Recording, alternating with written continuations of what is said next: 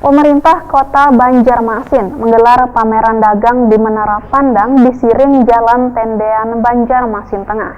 Pameran dagang yang digelar oleh Dinas Perindustrian wan Perdagangan Banjarmasin untuk memeriahkan rangkaian Hari Jadi Banjarmasin ke-492 digelar mulai tanggal 21 hingga 25 September 2018.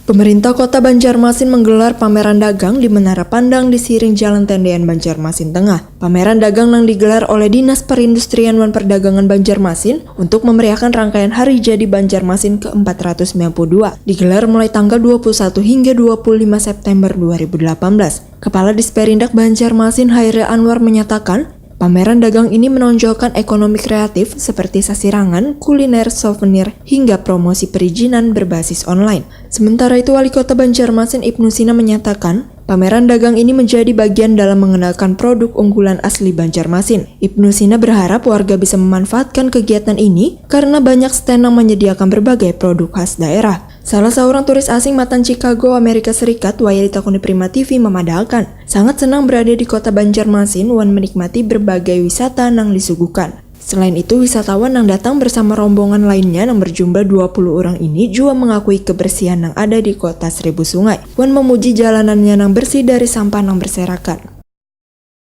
Small thing, but the streets are clean and the shops are swept. We just came from, I forget where we just were, 5 hours away by bus.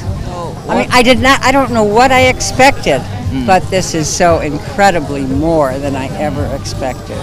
But we eat in Chicago or in the United States for Indonesian food. This is much better.